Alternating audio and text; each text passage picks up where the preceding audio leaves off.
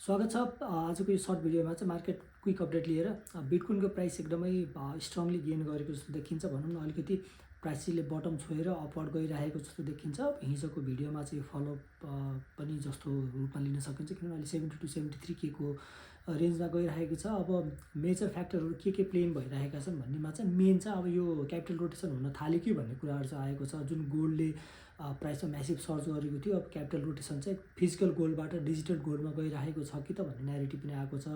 यो सँगसँगै चाहिँ जुन रिसेन्ट इन्डिकेटर्सहरू आएका थिए, के अरे आरएसआई लेभल एकदमै लो भएको, अनि यो सँगसँगै चाहिँ भनौँ न बिटकोइन वाज ओभरसोल्ड भन्ने कुरा, र यो सँगसँगै चाहिँ यो जति पनि डाटाहरू आएका थिए, टेक्निकल एनालाइसिसहरू भएको थियो, त्यसमा चाहिँ धेरै कुराहरूले चाहिँ बटम देखाएको थियो, तर त्यो चाहिँ हामीले प्राइसमा रिफ्लेक्सन देखेका थिएनौँ।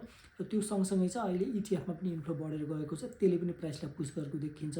सो यो सबै कुराहरू अहिले एकै ठाउँमा मिल्न गएको देखिन्छ। र अहिले चाहिँ जुन यो इरान र युएसको कन्फ्लिक्ट छ, यसमा यो कन्फ्लिक्टले पनि राम्रो कुरा के दियो भनेपछि मान्छेहरूलाई चाहिँ फिजिकल गोल्ड बोक्न जो त्यसलाई जसरी ट्रान्जेक्सन गर्नु गाह्रो हुन्छ, डिजिटल गोल्डमा चाहिँ त्यो गाह्रो छैन। मान्छेहरूले आफ्नो एसेटलाई चाहिँ कन्भर्ट गरेर इजिली सेफली एउटा सानो चिजमा केहीमा होल्ड गरेर राख्न सक्छन् भन्ने न्यारेटिभमा चाहिँ गइरहेको जस्तो देखिन्छ।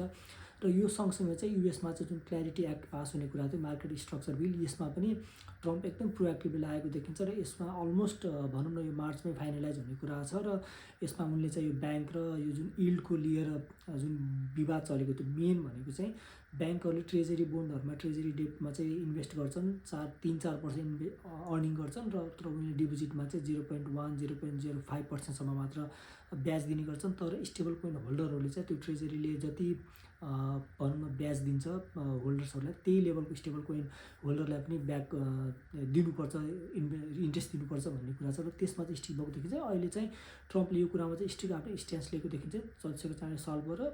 र यसको लागि चाहिँ I think he wants to pass on this thing. र उनको ट्रम्पको छोराले पनि ट्विटर पोस्ट पनि गरेका थिए यही कुरा लिएर, तपाईँ चेक गर्नु पनि सक्नुहुन्छ। सो यो सबै कुराहरू प्लेन गरिरहेको देखिन्छ। र यो बिचमा चाहिँ अब जति पनि यो म्याक्रो इकोनोमिक कुराहरू या जियो पोलिटिकल कुराहरू चाहिँ यसले चाहिँ फ्याक्टर इन गर्ने नै छ। यसमा हामीले अझै पनि अलिकति असर गरेको देख्नेछौँ।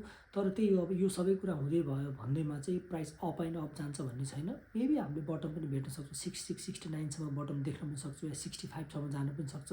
तर हाइभिङ सेड द्याट के देखियो भने अहिलेको यो अनसर्टेन टाइममा, अहिलेको यो जियो पोलिटिकल क्राइसिसको टाइममा, कन्फ्लिक्टको टाइममा चाहिँ बिटकोइनले आफ्नो स्ट्रेन्थ होल्ड गर्ने, र यो सँगसँगै चाहिँ उसले अझ राइज पनि गर्ने, प्राइस अपसेट हुँदै जाने भन्ने देखाउँदा चाहिँ के देखाउँछ भने यसको एउटा न्यारेटिभ जुन चाहिँ डिजिटल गोल्ड या रियल यसको एसेट हो, जसले चाहिँ भ्यालु होल्ड गर्न सक्छ। करेन्सीहरू, फियाट करेन्सीहरू जसो डिबेस हुँदै जान्छ, इन्फ्लेसन जसरी बढ्दै गएर करेन्सीहरूको भ्यालु घट्दै जान्छ, त्यस्तो कुराहरूमा चाहिँ एउटा राम्रो हेजको रूपमा जान सक्छ भन्ने कुरा आएको छ। र अर्को कुरा, अब यही चिजमा लिएर चाहिँ अहिले एसियाको मार्केट, कोरियाको मार्केटले पनि अहिले चाहिँ रिकभरी र्याली गरिरहेको छ। आज बिहान मार्केट खोलेदेखि राम्रो ग्रोथ भइरहेको देखिन्छ। सो ओभरअलमा चाहिँ सेन्टिमेन्ट पोजिटिभै देखिन्छ मेरो विचारमा चाहिँ।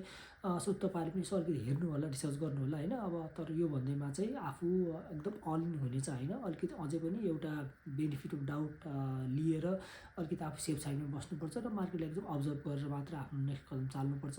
तर त्यही हो, long term bitcoin is strong होइन, उसको पोटेन्सियल, उसको टेक्निकल कुराहरू लङ टर्ममा एकदमै स्ट्रेट फरवर्ड छ।